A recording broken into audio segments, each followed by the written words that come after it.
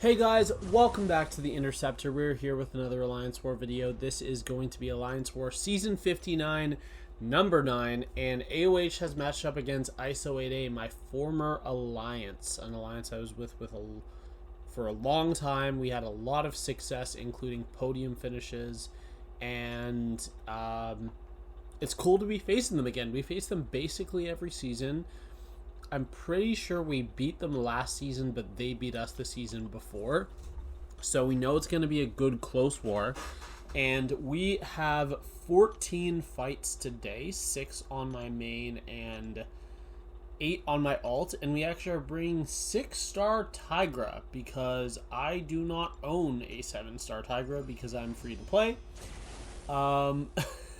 So, yeah, we're going to be fighting Shocker on the first node. This is the node where you have to reparry because he's stun immune on the first hit. But this guy actually was not running Max Limber. And it actually was a mistake. He meant to run Max Limber, but he just had the wrong set clicked on his defense because yeah. Anyways. Not important, because Angela, or rather anyone in the game, has no issue parrying and punishing Shocker as long as you're fast enough. It's just you have to be pretty quick because it almost completely covers the stun, the way that he lowers the duration. But we're just going to be spamming special 1. Here I threw the special 1, and that was just to push him to the L2. You can heavy counter the L2, which is something I did practice before going into the fight. But here I know I'm doing so much damage, I will be able to take the fight down. And that fight does go down in 50 seconds, which is pretty nice. Once again, we have this Nick Fury on heavy hitter. We are going to be taking this with Angela. I'm pretty sure I did this last war and the war before, so 3 wars in a row of me doing this. And I'm kind of getting a little bit of a rhythm, kind of getting some strats down for how to do this fight. But I believe, if I recall this fight specifically, yeah, I was going to say this guy throws some SP1s in this fight, which is not really what you want in a fight like this, but it's not the worst thing in the world. We are going to be pushing to L2. There, I was not certain my combo was going to push him into L2, so I just decided to throw the L2 as a safety net. And here we're going to be able to use our striker, probably hit him with a heavy right here. Oh no. Oh, we're probably going to go for the SP1 to get the protection down right away. That makes sense. And yeah, the first life, always going to be straightforward.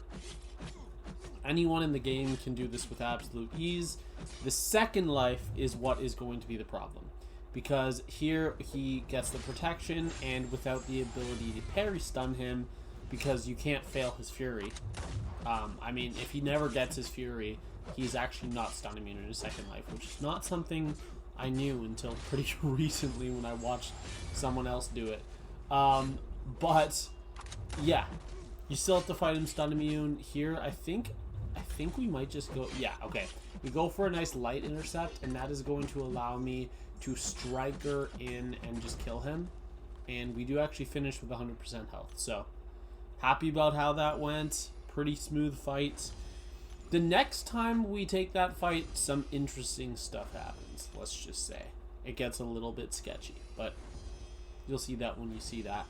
So, I needed a counter on my team for just this Maestro, and while I could have brought Hood, the only hits that are dealing damage against this node of Hoods would be your basics, which is the only thing you don't want to rely on in this specific matchup, because he eventually is going to get his passives, and then when he gets his passives, you're not going to be able to deal damage on basics. So Hood would have soloed this without a doubt in my mind. It just would have been pretty long, and I don't really want to put myself through that. And here we are going to be baiting the SP2. Unfortunately, his buffs do have increased ability accuracy, which means that neutralize is not going to prevent them. But I did know that. I was fully aware of that happening in this matchup.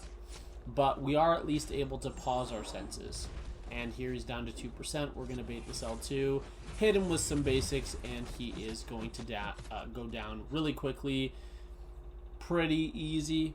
I mean, if I had to wait out the glancing, it wouldn't have been the biggest deal in the world, so it's completely fine. But we did not have to. And now we have this bishop. We are going to be taking this with Shocker. We're just going to go straight in because we have a PS1 boost going from that Tigra fight that we're going to use here. And the goal of this fight is to never let Bishop throw a single special, and we are going to succeed. We are going to throw 2 specials right here, but here we're just going to block. And because Bishop does not crit, you're never going to give because Shocker does not crit, you're never going to give Bishop any prowess, so his special attacks wouldn't be unblockable anyways, even if he did throw them. But better that he doesn't throw them, and then there we are able to kill him in 26 seconds, which is pretty cool. It was a rank 3 Bishop, so in hindsight, I probably did not need to go for that second special one, but it did make me feel more secure, so I'm glad I did.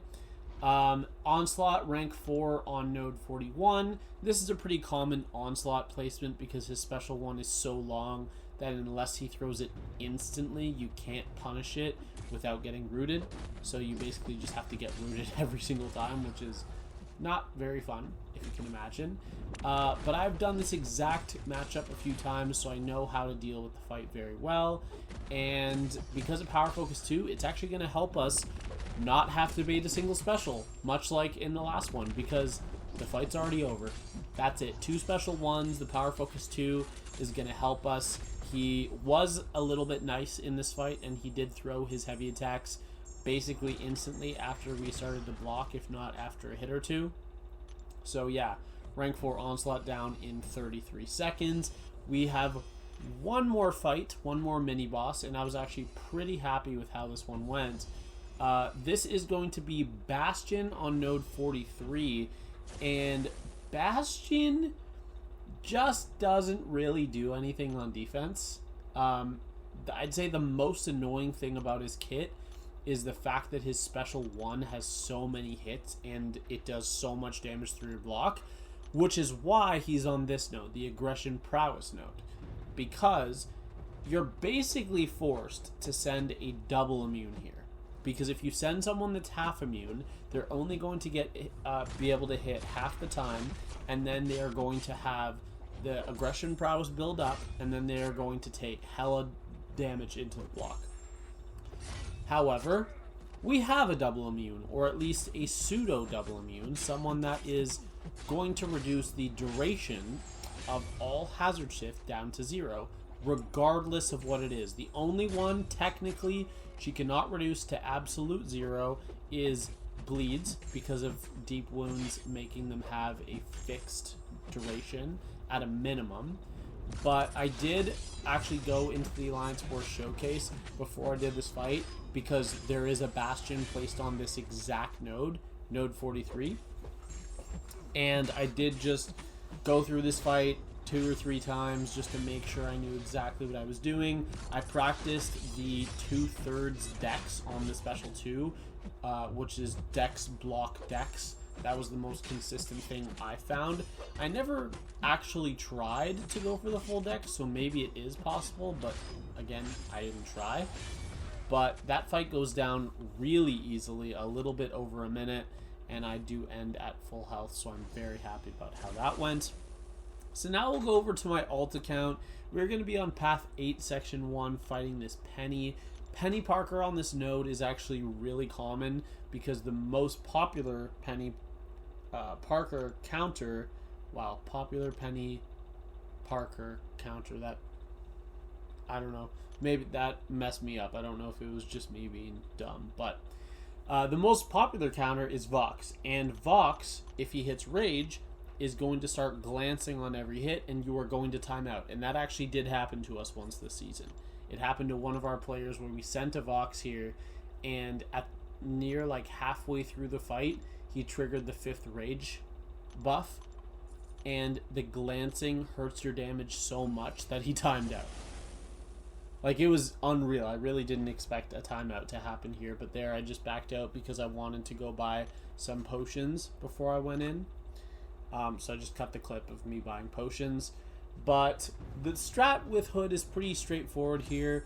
You obviously are not going to get auto-blocked before you get to a bar of power because Peni will not have any charges. We are going to make an attempt to remove the sync shield. But honestly, I think it might just be better to get auto-blocked, as ridiculous as that sounds.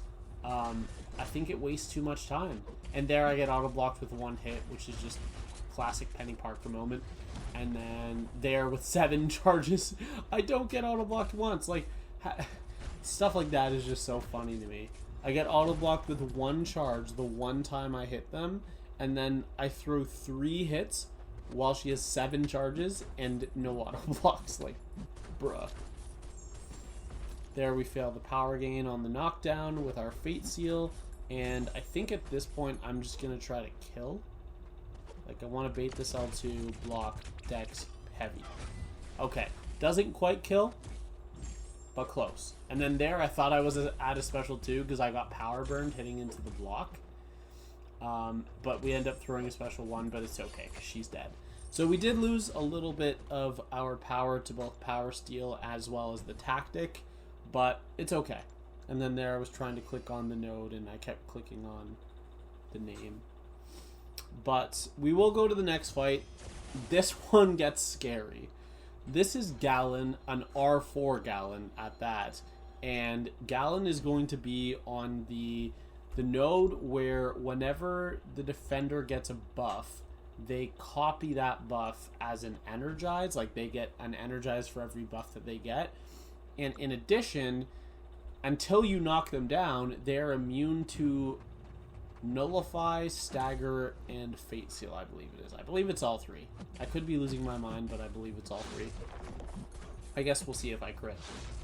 Oh, and then there I get my heavy dex, which is just beautiful. I did duel to make sure I had the heavy, counter heavy timing down because obviously this is stun immune. And I did. I didn't miss it a single time until we got to the actual fight. And then I missed it. And then there I eat a heavy. And then now he goes for an L2. And now I lose 50% of my health. So you can really see how this fight can go wrong. Honestly, I don't really know how I ate that L2. It was kind of insane that I ate that, but I did. And then here we're going to heavy and the fight goes down. But so far in this war, through 2 fights, we've lost 75% of our health. And I've just done nothing but burn potions for no reason. So, good start to the war. We are just going to heal up here, and we'll go up to the next section, which is... Oh yeah, right. Path 9. We are fighting Carolina. Carolina Dean, one of the newest champions. And let me tell you, this girl's not a defender. She is not a defender. I nuked her in the EQ with Hood. I read through her abilities, and the first thing that popped to my mind is, this sounds like the world's easiest Hood nuke. And this was actually the only time all season we saw her play some defense, because she doesn't do anything. We do actually get pretty awful RNG on our poisons from Hazard Shift, and at the start of the fight I actually had 7 at one point, which is just absolutely absurd. Like, that's so unlikely. But yeah, we're just cycling L2s, and at this point she's below half, so I know my heavy will kill. But in just 25 seconds I lose 40% of my health because of how awful my Hazard Shift luck was. So yeah, 2 things. 1, Caroline is not a defender, and if you place her, I will just continue to nuke her with Hood on any node. 2, Hazard Shifts really suck sometimes. Sometimes luck's just not in your favor. We have this Kindred here. I don't like this matchup. I do Hood versus Kindred sometimes. I really don't like it. The reason I don't like it is because if he does his first medium attack into your block, then he is going to inflict an atrophy. By the way, that was the bug. If you're unaware, that was the bug. just for a second there, where your miss can fail even if you have enough misses available. It actually has happened already twice this season, which is pretty insane given how unlikely it is, but that was the bug.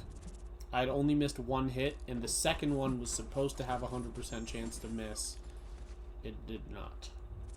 So I should not have eaten that special one. It should have gone through my miss, and then I should have countered and paused, and then I wouldn't have, once again, for the 4th fight in a row, lost half my health. Luckily, that's not a trend that's going to continue this war. It was just the path fights, or else I would not have any more potions for the last, how many? 3 wars? This is 9, so 10, 11. This is 9, right? Yeah, 10, 11, 12. 3 wars. Anyways, we do survive, which is good. The Fate Seal actually failed Kindred's root, which allowed us to just kill him, which is going to happen most of the time. That's pretty likely to happen. But here we have Node 38 Sentinel. Hood is, in my opinion, by far the best option for this fight. Or just for Sentinel almost anywhere. I mean, there's a couple options that could be considered as well, but I think on most nodes, Hood is just going to be the best Sentinel counter. As ridiculous as that sounds, I think it's just true. But yeah, we're just going to L2 cycle here. Keep cycling these L2s as much as we can, and once we're ready, we are going to detonate. Sentinel's not really going to throw any special attacks. If he wants to throw a couple into my block, be my guest. But here we go for a heavy and 314k detonation. So, very clean, very nice heavy. And let's go on to our next fight, which is going to be a pretty interesting fight, actually. It's going to be Node 40, which is Mixmaster Dark Phoenix.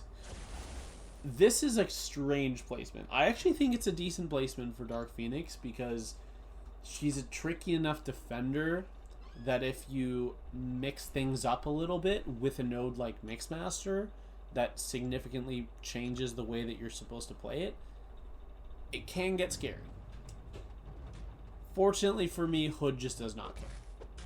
Bro does not care. You can heavy counter the heavy so you don't have to parry and trigger any of those charges, but you can just go for light medium combos with Hood all day long, and yeah, you're not going to have an issue. I made sure to end that previous combo with a light attack so that I would be able to counter the special 2 with a medium, and as soon as we get into the L2 cycle, we start power stealing. We start getting those glorious power backs from our power back boosts. And we are just going to keep cycling her down. Here she throws an SP1 into my block, which is just so much fun. And there are my heavy kills. So another quick 50-second nuke with Hood. And we are going to be on to the boss island because I am going to be taking node 47 this war. Yeah, node 47 Deathless Thanos. We've seen this placement a couple times and I've taken it every time. I don't think it's the worst placement in the world for Deathless Thanos, but he is a defender that's very vulnerable to Hood, especially with his phases where you can just completely bypass 2 of the 4 phases with Hood by timing your detonations correctly. Here we still have a regen boost on just because I wanted to save like 1 potion. But one thing that is really nice about specifically this situation on this node right now is I do not have the most bullets with Hood currently. I'm running a little low. However, as soon as I get to my first L2 this fight, I'm going to get 1 bullet back for every buff on him, which is just beautiful. So right here, I think I'm going to dash back and go for the L2.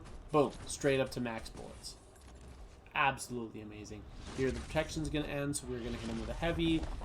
There I didn't quite have enough bullets to go straight to the 3rd phase of the fight, but I think I'm going to hit him with a couple basics here. Yeah, just to push that protection phase. That makes sense.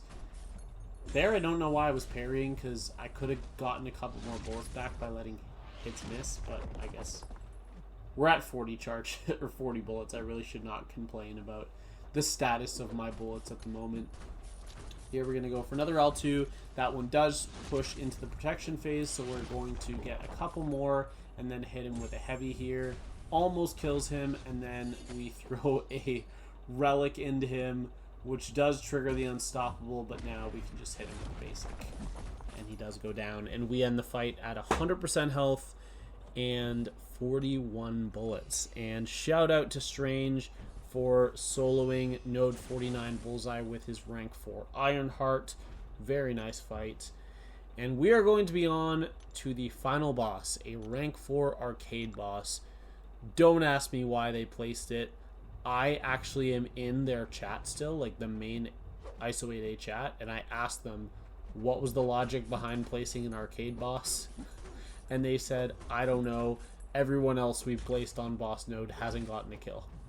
And then there, I somehow get caught on the first hit of that heavy, which is just insane, because that, like, I don't know how that happened. But that's not the only mistake we're going to make in this fight. We're going to make one really bad mistake. And it was just kind of really dumb. Like, it wasn't a bad mistake. It was just, like, why would I do that? And here I get pushed to L3. That one was not my fault. That was just too many power steals. But we are going to do... I think we're going to try to heavy this. Yeah, because those hexes were about to detonate, and I would much...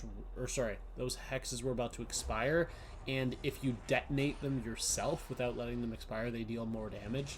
So it was better for me to get a heavy attack off before I threw the special 2. But now we're going to bait the L2, and at that point, we're going to be almost back on track for our cycle. But we are going to have to hit him with a heavy here. And that's where the mistake comes in. I don't know why. I guess my brain was off. But as soon as he went for that double medium, my instincts kicked in. And I hit him with a combo and I got parried. And the crazy thing is, in the middle of his L2, I had an opportunity to trigger my invisibility. And I didn't. Because I thought, oh, you know what? I don't need this right now. I'll just save it. I mean, we're going to be fine. Obviously, I would never die to an arcade boss. It's not even my first time doing this. We saw one place like 3 seasons ago, I want to say. But arcade, yeah, we're just going to keep cycling him at this point. We're never going to run into a situation where we're pushed to SP3 again, although we do keep getting really close. We keep getting over 2.5 bars of power. That's 3 times in a row. But I think at this point, yeah, heavy kills. Oh, leaves at 1% and then the relic kills. Alright, perfect. While the fight goes down, we solo. Never really all that close, so I mean, I only lost 40% of my health. And we lost by 1. I don't know what's wrong with us. We are officially cursed. This is the 4th war we have lost in a row.